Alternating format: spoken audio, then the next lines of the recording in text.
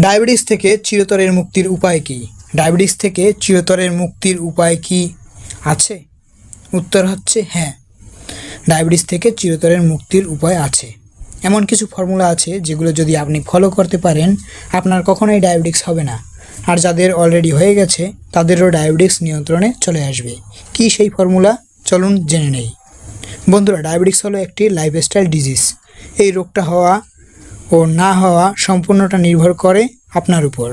আপনি কিভাবে আপনার লাইফস্টাইলটা লিড করছেন, আপনি কিভাবে জীবন ধারণ করছেন, এই রোগটা সম্পূর্ণ আপনার জীবনের উপর নির্ভর করে, আপনার চলাফেরার উপর নির্ভর করে, এবং আপনার লাইফস্টাইল চেঞ্জ করলে কখনোই আপনি এই রোগে আক্রান্ত হবেন না।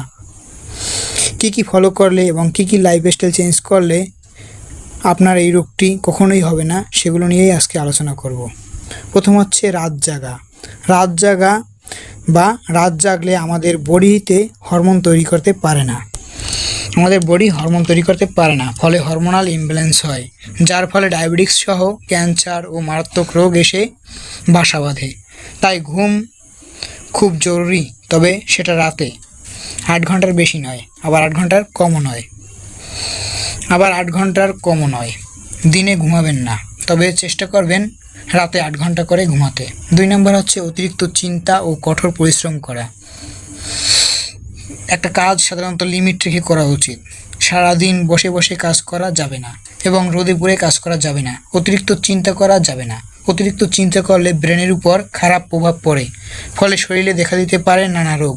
মোট কথা, আমাদের ব্রেনকে কন্ট্রোল করতে হবে। ব্রেন শান্ত থাকলে 80% রোগ ভালো হয়ে যায়। তাই ব্রেনকে শান্ত করার জন্য যা করতে হবে, অতিরিক্ত চিন্তা বাদ দিতে হবে, পর্যাপ্ত ঘুমাতে হবে এবং পুষ্টিকর খাবার খেতে হবে, এবং তেল চর্বি জাতীয় খাবার পরিহার করতে হবে। বাহিরের ভাজা পোড়া খাবার বর্জন করতে হবে। অতিরিক্ত সোশ্যাল মিডিয়া দেখা যাবে না, ব্রেনের উপর খারাপ প্রভাব ফেলে, যার ফলে আমাদের ডায়াবেটিস নিয়ন্ত্রণে থাকে না।